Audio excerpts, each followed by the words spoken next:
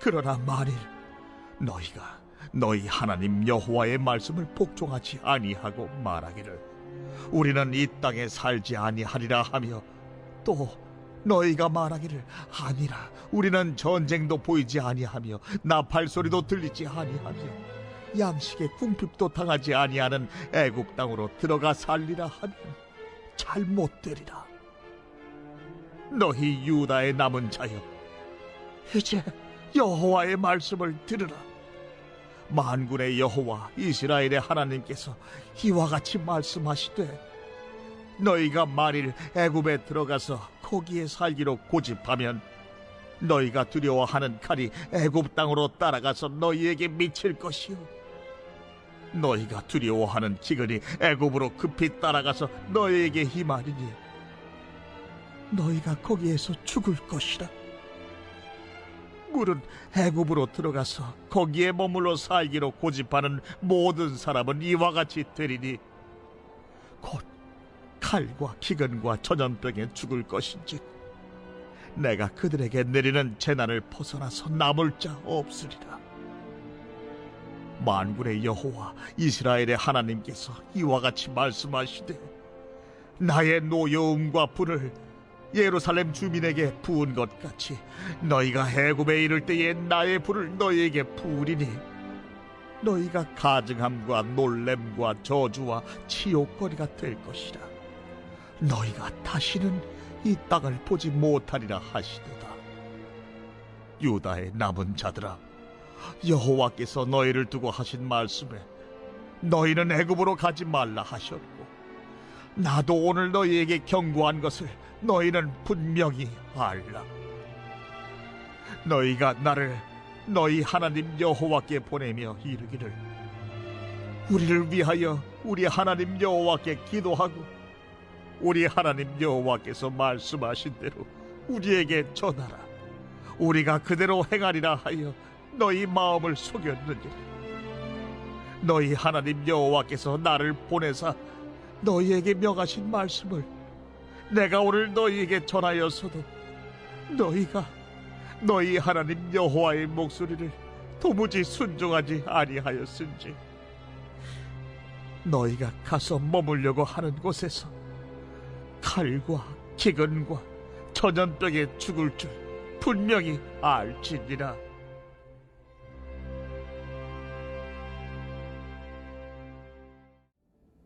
우리는 매 주일마다 예배를 시작할 때 모두가 함께 일어나서 주기도문송으로 예배를 시작하는 것을 볼 수 있습니다. 이 주님이 가르쳐 주신 기도의 핵심은 우리의 뜻이 아닌 하나님의 뜻이 이루어지게 해달라고 기도하는 것입니다. 하지만 우리가 때때로 기도할 때 우리의 모습은 우리의 뜻을 다 정해놓고 기도하는 모습이 있는 것 같습니다. 마치 우리의 뜻은 하나님 다 정해졌으니 여기다가 사인만 해주시면 됩니다라는 지혜롭지 못한 기도의 모습입니다. 오늘 말씀을 보면 요하난과 이 유다 백성의 모습이 이와 같았습니다. 요하난은 이스마엘이 그다랴를 죽이려고 할 때 그 음모를 알고 미리 그다랴에게 말해주었던 인물입니다.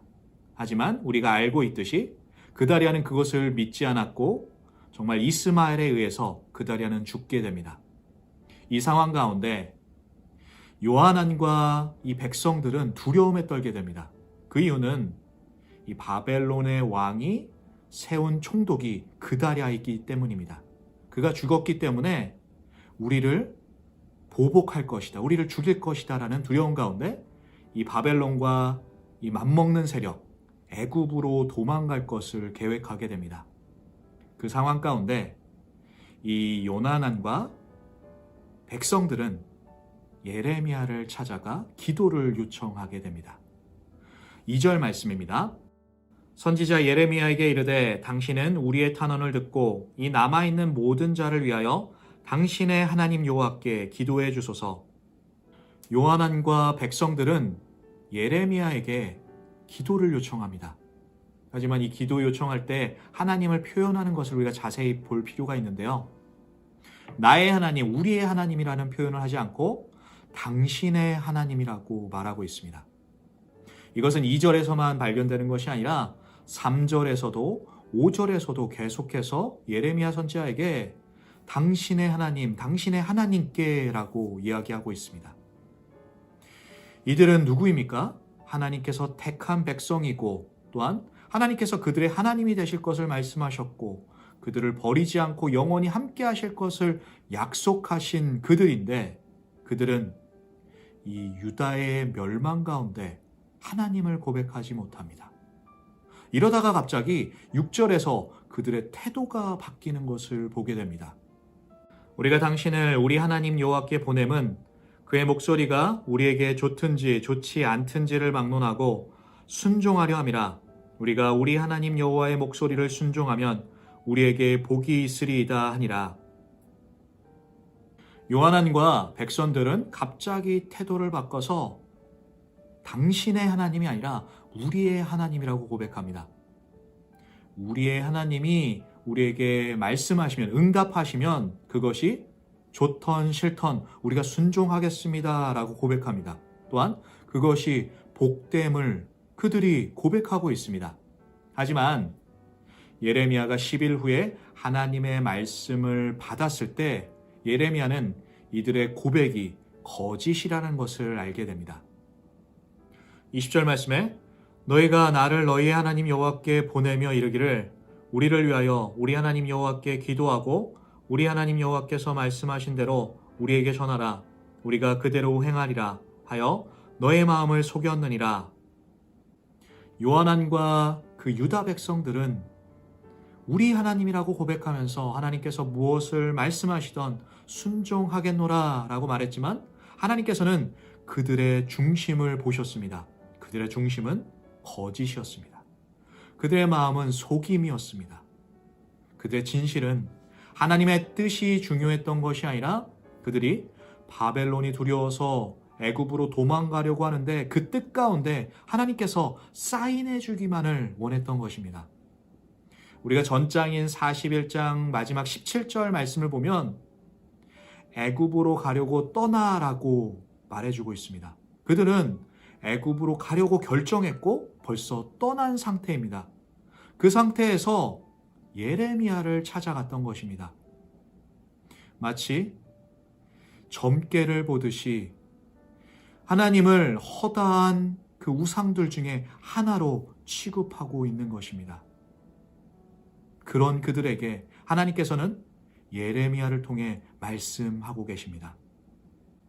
10절 말씀에 너희가 이 땅에 눌러 앉아 산다면 내가 너희를 세우고 헐지 아니하며 너희를 심고 뽑지 아니하리니 이는 내가 너희에게 내린 재난에 대하여 뜻을 돌이킴이라.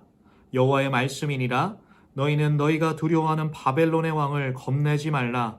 내가 너희와 함께 있어 너희를 구원하며 그의 손에서 너희를 건지리니 두려워하지 말라. 하나님께서는 그들이 애굽 땅으로 도망하지 말 것을, 그들이 거기에 남을 것을 명령하십니다. 순종한다면 그들을 헐지 않으실 것이고 뽑지 않으실 것이고 그들에게 내렸던 재난 또한 돌이키신다라고 약속하십니다. 뿐만 아니라 바벨론을 두려워하지 말 것은 하나님께서 그들과 함께 하시고 그들을 불쌍히 여기셔서 그들을 건지시고 구원할 것을 약속하십니다. 하지만 반대로 그들이 불순종해서 애굽으로 도망간다면 16절 말씀에 너희가 두려워하는 칼이 애굽 땅으로 따라가서 너희에게 미칠 것이요 너희가 두려워하는 기근이 애굽으로 급히 따라가서 너희에게 임하리니 너희가 거기에서 죽을 것이라. 요하난과 남아있는 유다 백성들이 보기에는 그 바벨론의 칼을 피해 그 죽음을 피해 애굽으로 도망가는 것이 현명하게 보일 수 있습니다. 또한 그곳에서 전쟁을 피하고 궁핍을 피할 수 있을 거라고 생각했을 것입니다. 하지만 이것은 하나님에 대한 불순종이었습니다. 이 불순종 앞에 하나님은 말씀하십니다. 그들에게 칼을 보낼 거고 기근을 보낼 거고 그들에게 재앙을 내리실 것을 말씀하십니다.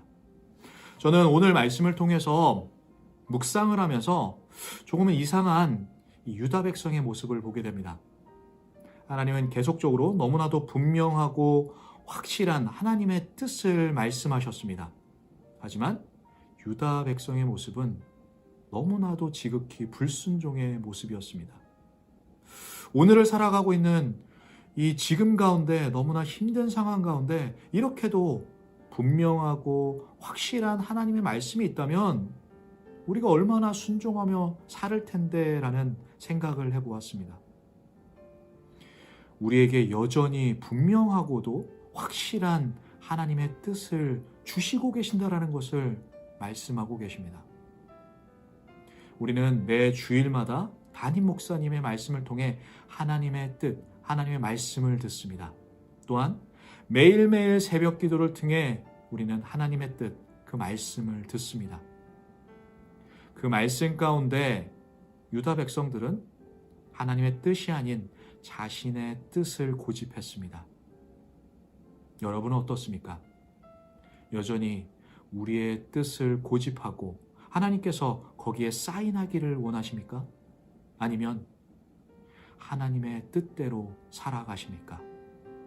오늘 삶 가운데 하나님의 뜻대로 살아가시는 순종의 삶을 걸어가시는 저와 여러분 되기를 기도합니다.